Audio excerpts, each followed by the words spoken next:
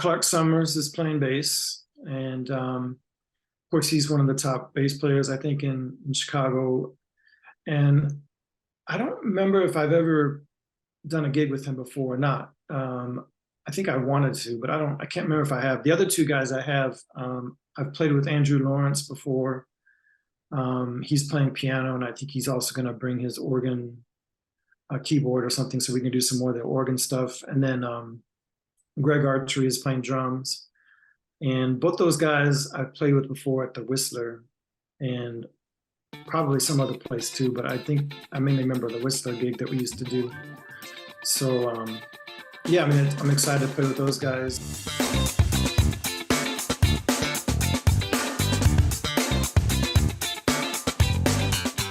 Hey everybody, Mike Jeffers, ChicagoJazz.com, and welcome to another episode of Around Town. Today we have Greg Duncan. He is coming into town July 20th. He's going to be playing at the Epiphany Center for the Arts. Of course, it's 201 South Ashland Avenue, right there in the West Loop. Incredible spot. Incredible acoustics. I'm assuming he's up in the sanctuary because that's the best spot to hear some intimate jazz, and that's what Greg's going to be bringing to Chicago when he comes back. And I said come back because he was from Chicago. He lived in Chicago, so many of you might remember Greg playing around town back then. He now lives in Philadelphia. And Greg, welcome to the show. Thanks for being on, and glad you're coming back to Chicago. Yeah, thanks for having me on here, Mike. No problem. So let's talk a little bit. You've got a recording out, Sound Duality, and you recorded that just during just after the pandemic, I think. And you moved to Philadelphia just before the pandemic. So you had kind of a whirlwind of a couple of years there. Talk a little bit about this recording, and I'm assuming you're going to play tunes from the new recording, Sound Duality, on the July 20th gig over at Epiphany. So talk a little bit about the recording. Yeah, it's a kind of a combination of some different sounds that I wanted to work with. One was the organ sound because some people might know that I used to live in Charlottesville in Virginia, and at that time I started to experiment with organ. There was this organ player in town named Jonah Kane, I think, and it was really a great opportunity to kind of play in a more trio setting. So since that time, I really started to kind of dig the just that whole tradition. There's such a great jazz organ tradition of tunes and players, and it's just its own style. So I wanted to record some of that, and then I also wanted to record just a traditional quartet and kind of get into some more. I don't know, I guess maybe heavier stuff, or just kind of dig in more with some vibes, especially kind of coming from like Woody Shaw and trying to play some tunes that he made famous. So there are some tunes on the recording that are like there's this tune called Obsequious, which is a Larry Young tune, I think, but Woody Shaw recorded it. And then yeah, there's just some tunes on there that I wrote as well that are kind of more bluesy, I would say. But I want to record those more with a quartet than the organ. But it's kind of a mix of the both. So it's an interesting sound. I mean, I love organ, and the beauty of the organ is that it sounds like it sounds like three more people in your band if you have an organ player playing, and they really are playing, which is exactly what's happening on this recording. I took some listens to some of the tracks online that you have, and I know from your background when you were in Chicago, you also had a heavy influence, like because you went to North Texas. You ended up coming to Chicago from there. I think you toured with the Glenn Miller big band, so that was like the big band scene. But then you also got into like flamenco and some of the Latin side of the music, right? And that was something that you played at the Jazz Fest, I think, with a Latin feel, or you played with one of your Latin groups. I mean, you had that whole influence, and now you're bringing it back around, and now you're getting into more traditional, right, with an organ player and filling it out. I mean, how did you make that transformation? Do you like all these different styles and you just want to encompass all the different styles in your music? Is that how you kind of conceive things when you're putting recordings together? Yeah, the influences are probably just based on what's going on in my life at the time. So in 2009, I moved to Spain. I went and lived there for about a year, and then I came back to Chicago. And then living in Spain, you start to just hear a lot of different sounds, and one of those sounds was just the influence of flamenco, not only in the Spanish culture but in Spanish pop music. Has a lot of flamenco aspects to it. Anyway, so I just got interested in it, and then came back and got a grant through the Illinois Arts Council, and was able to record that flamenco type jazz album. And I probably would have continued more with that project. It's just that since leaving Chicago, it's harder to find those musicians that you can really pull off that kind of project, because it's not your typical Latin project where your influences are more world based, I would say, than just Latin jazz. But anyway, the organ thing is yeah, I don't know, it just it's bluesy. It's something that has got a little more soul in it. And after going through everything that I went through in Virginia, and then just having that opportunity to play with an organ player there, it was like I really got into it. And that's why I started listening to guys like Joey DeFrancesco, Shirley Scott, trying to get more into that tradition. And it's I definitely heard it when I was in the Green Mill, because of course Chris Foreman Right. was such a great player. But it wasn't until later on where I really started to get into it more and wanted to play some of that music myself.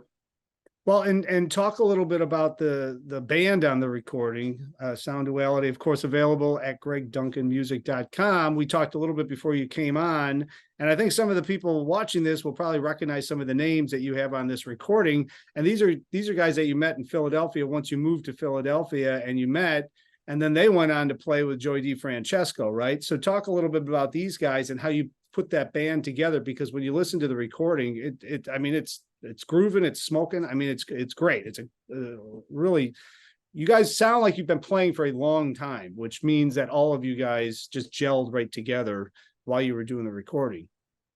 Yeah. Well, Lucas Brown is playing the organ, and he's been on this scene in Philly for a while.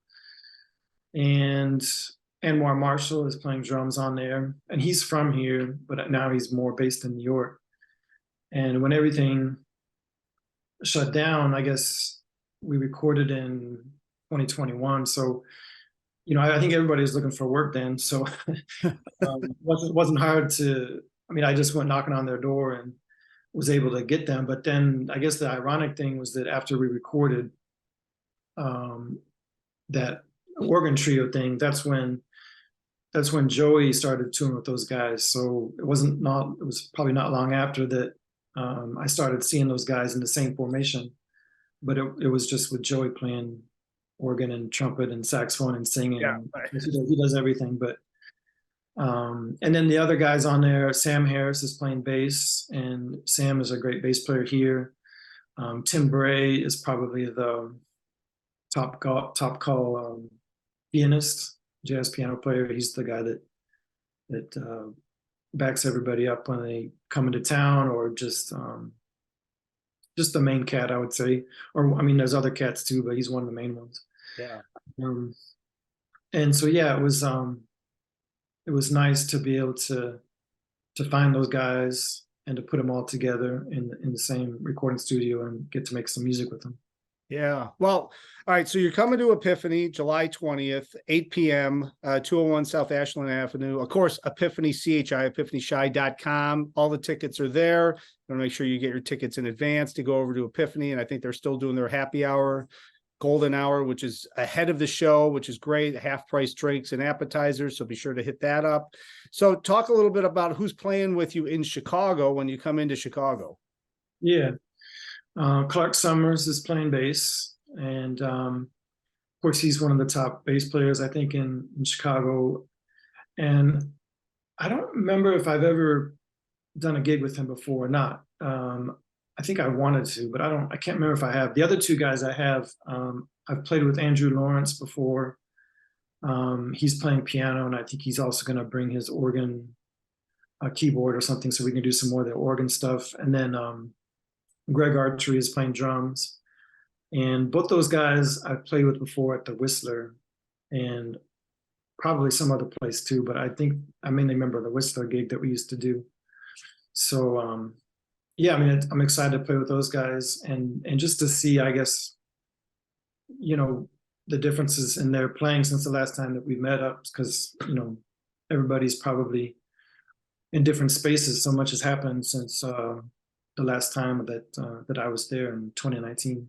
Oh yeah, yeah. Well, those guys are familiar with Epiphany. They play up there in the sanctuary a lot, and the sound in the sanctuary, the acoustics. It's one of the most acoustically perfect rooms in the entire country. It's an old chapel from 1885, so you're going to really dig that. And people coming out to hear you there, you're going to hear all the little nuances of what that sound can be up in that space. So July 20th, Epiphany Center for the Arts, 201 South Ashland Avenue, 8 p.m.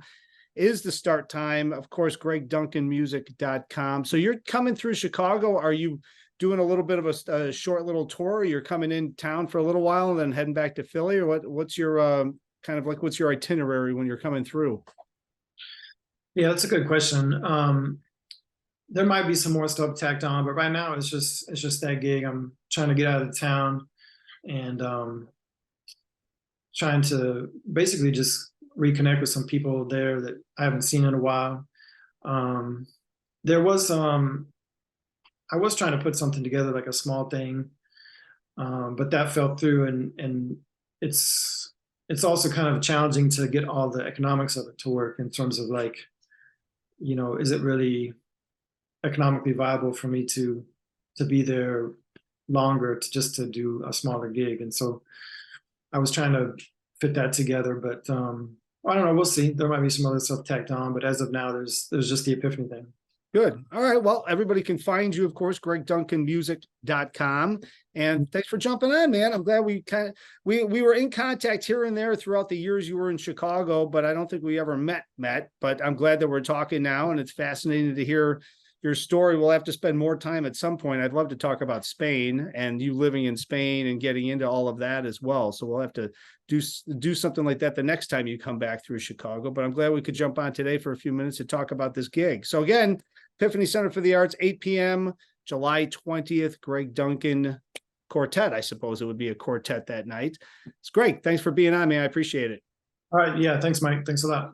Absolutely. And of course, thanks everybody for watching. As I always say, all things jazz in Chicago at chicagojazz.com. And until next time, hopefully I will see somebody out on the scene.